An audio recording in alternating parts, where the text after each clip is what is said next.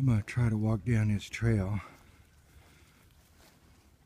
with one dog underfoot, one ahead. Well, you have welcome to an obscure corner of YouTube in the fringes of the internet. Have you found me?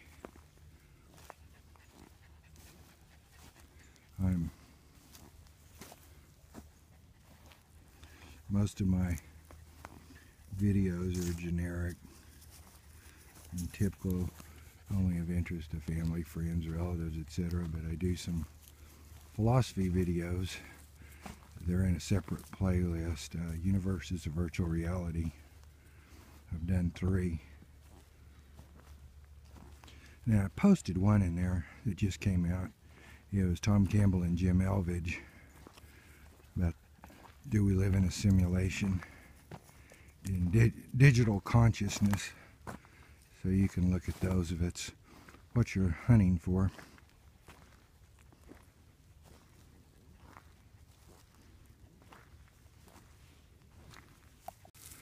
From a business standpoint, I started out in public accounting and was vice president of finance, auditor, CFO, a COO, had an auditing business, and what I really want to talk about is I always loved the outdoors like this and loved to hike, and I lived in Colorado twice and started getting into mountaineering and was in the Colorado Mountain Club and all that, and took some of their courses and just to make sure I wasn't going to screw up. And I ended up doing 16 of the 14ers, as they're called, the 14,000 foot peaks. And then I did 13ers, 12ers, and frankly I got, after about 16 of them, I kind of got burned out on it. And yeah, on the popular ones, like Elbert, the highest peak, or the Saltwatch Range, they're massive, and Mount Massive and so on. You couldn't even go on the weekends, there were so many people. So I started going on, well, I did almost all of them on the weekdays. I learned that real quick. And I also learned best time to go was really August. By August, all the families had left Colorado to go back. Vacation was over and the kids go back to school. And then after Labor Day, the college kids go back to school. And so you had a window there if the weather was right. You had an Indian summer, so to speak. The best time was the couple of weeks after Labor Day. And you had a window there where wasn't many people up there on those peaks or back in the wilderness areas. But I got tired of peaks, all the different kinds. I still did some, but I started doing mountain passes, hiking up to mountain passes. I hiked up to mountain lakes, and I really enjoyed that. The mountain lakes, which was below, you know, they would be below the ridge there, and the peaks would be up above, which sometimes I'd been to. And then I did backpacking. All this I did pretty much by myself, and 95% or 99% of the time I was by myself. And so I was a solo hiker and climber. And I also would backpack to some of them just to make it interesting, make it an adventure. I try to, possibly go the back way up some of the peaks. There usually was a back way up some watershed, and I'd make it a 3-day, 2-night deal. I'd backpack up. I'd approach it the first day and get up to about tree line. And then get up next morning after camping out, and I'd go on up to the summit and come back down to my camp. And then the third day I'd hike out downhill. So I enjoyed doing that and did several that way if I could find a back way. And I didn't do the main routes. I did very few of the main routes.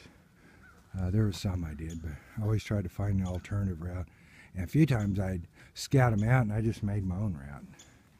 And just do something different. up in Colorado, some in New Mexico and Wyoming. But I hiked and climbed up and down the Rocky Mountains. I identify birds up there in Colorado, but I also, later on, I moved back to Oklahoma and got into birding and became more of a citizen scientist and did bird species surveys right here in this area. And I do them year-round, so I can see the migration and get a lot of bird species that way. And many of them are just going through transit, and this was stopover habitat, and some nested here.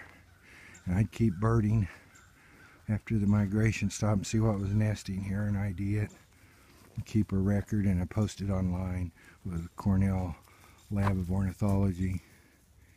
And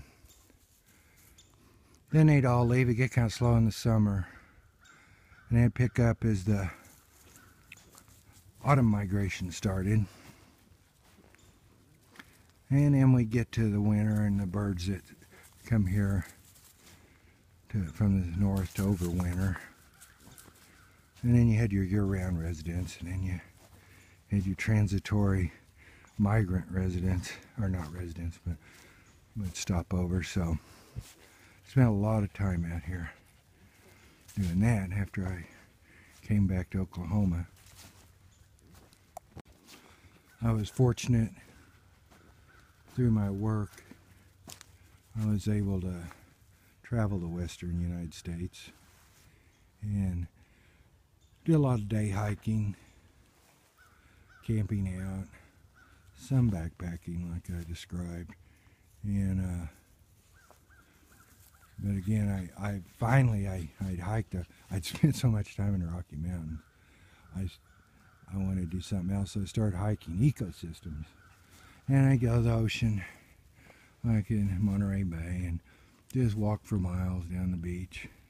I spent a lot of time in my life and lived on the Great Plains, and I hiked the Great Plains, in the mesa and canyon country of southeast Colorado and northeast New Mexico.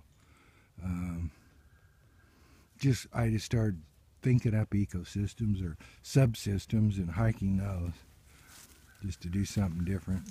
Deserts, just anything I could think of, just to try everything. And I've been an environmentalist, conservationist, and been involved with Audubon, Sierra Club, different times in my life. And done these environmental surveys. That's Eddie panting. I've had people tell me they can hear him panting in the background. He sticks with me, and he's overweight and got a bad leg, and I can't leave him behind. He's got to go with us, so he follows along right by me, panting. This Sparky up ahead's going to be in all this video. He's always ahead of me. Get him a drink now. A lot of water now. After that, I did a couple of videos where it was a drought and we were looking for water. We had a lot of rain. It snow and then ice and then rain over the last 2 weeks. So plenty of water now. Don't really need to carry water for them. But even when I was a kid, I was always interested in the environment. And I remember my grandfather had a ranch. He was a rancher, and I go wandering around out there exploring. And I had an uncle as a farmer, and I worked on his farm. I'd go wandering around that farm and up and down the creeks, and I just always had that in me. Some people do, some don't. And I was always wandering around out in the woods, and so I became an environmentalist, a conservationist, and I think it would still be nice if we save the planet. Seemed like a good idea, and not just grind it up because of corporate capitalism, consumer capitalism, Finally, everybody sitting in their living area with a cable and a flat screen TV, and we're streaming off the internet, but you can't have to use a filter to drink the water and have to have filtrated air, and I just don't see where you've accomplished much arriving at that point. But I think we're on our way, and I don't think I'll see it at my age, but I'm glad I won't. It would break my heart. But I did, because of being environmentalist, conservationist, I was involved in some environmental battles and developed websites for those causes, wrote articles, worked with other environmental groups, was even on a radio program, talk program, and discussed one particular battle against logging. So I've done a number of things like that, and tried to protect the environment. There's Sparky out ahead of me again. Here's some chickadees.